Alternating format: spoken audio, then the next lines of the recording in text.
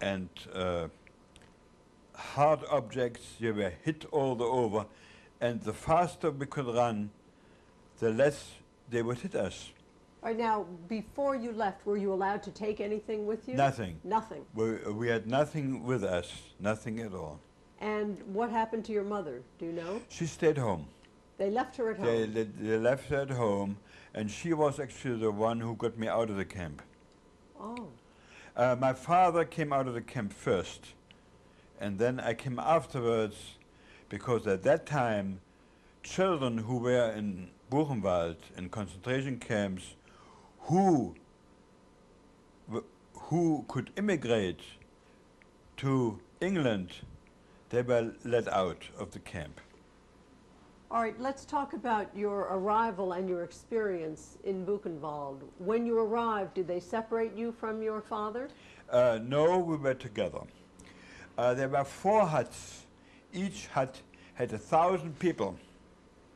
No windows, no toilets, nothing. Wooden barracks, and we slept no blankets. We slept 4 high up. No heat, 1 little stove, which had heat in front, nothing in the back. How long had it taken you, let's just go back for a moment, how long was the journey from Weimar to Buchenwald? To the Buchenwald, it takes about 4 hours by truck. And did you see any townspeople along the way? Well, they stood there just looking at us, that's all. They weren't reacting in any way? Of course there was no action. Okay. And you were being guarded all this time, so? Of course, in the truck there were SS people guarding us. Did anyone try to jump off? No. Not that. So we were, after our arrival, we were unloaded and we ran in as fast as we could. Was that, did you arrive in the daytime or at night? During the day. During the day. So we arrived at the camp and we ate once a day. You were still with your father? I was still with my father. I was with my father all the time until the day he was released before me.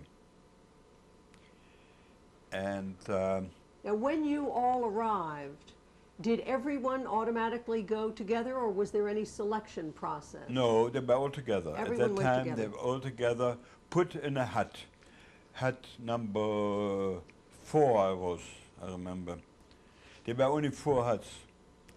So we were 4,000 our place from Halle, there was 200 people, and from other places all that came. You had about 1,000 people in one hut.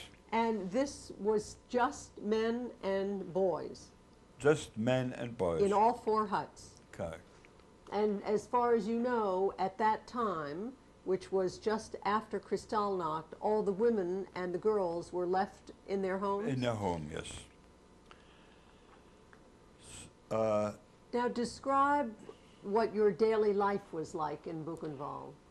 All right, we met, we had a pill once a day or twice a day. Morning and night we were lined up and checked and numbered and so on. And my hair was shorn, and out of respect to the master race. And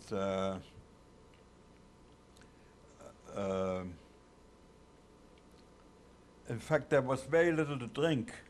So when it rained, I caught the rainwater with my hat, and I drank the water. Did they give you uniforms to wear? No, at that time they didn't give me anything. My main occupation to line up to relieve myself. And they lined up about 20 people, and we had to report to the guard that 20 people want to go to the latrines. That took hours.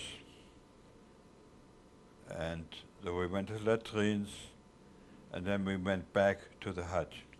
How old would you say the youngest boys were? But the youngest boy was about 14. I was 16 at that time. Uh-huh. So they didn't take any young children? Not I can remember. I didn't see any, but it could be that there are others from other towns, also younger children. And how about older men? Were there... Yeah, there were older men. There were? There were older men, absolutely. So men who would have been your grandfather's age were Yeah, also there were taken? some, yes, absolutely. I can remember in camp they played a game with me that 2 SS men caught me, and they held guns to my head both ways, but they didn't pull the trigger, and they laughed, and they let me go afterwards. Did they do this to many of the boys and men? Not that I could see, because the huts, as I say, I didn't see anything, because the huts had no windows. I couldn't see out. Did you stay inside all day, or were you forced to work? Yeah, most of the time we had to stay inside, except when we had lined up for roll call. So you didn't work in any way? No. Did anyone try to escape that you knew? Did anyone try to get out of the camp, to escape? Not that I can remember. So most of the time you were just sitting and waiting and Sitting, wondering... waiting, and we didn't know what will happen. Did you make any friends there who Not remained with you? there, not in camp. No, not in camp. All right, well, ready. Fine, okay. Tell me what the relations were like among the inmates. The inmates was very bad, because they were all frustrated, and the most important thing, we didn't know what will become of us, and that was very painful for them, and people went into ecstasy. They screamed and hollered. And it was very painful. Were there many fights? Fights broke out, yes. And do you remember whether any of the men tried to plot to escape, or was there much Not that discussion? I could think of, but one thing I remember now, with the latrines, if you fall in, nobody will fish you out anymore. There was one big latrine, and you sat there to relieve yourself. Once you're in it, that was the end of it. Nobody cares. Did many people get sick? Yes, absolutely. They had a sick bay there. Once you get in the sick bay, they just leave you there. That was the end of it. So no one returned?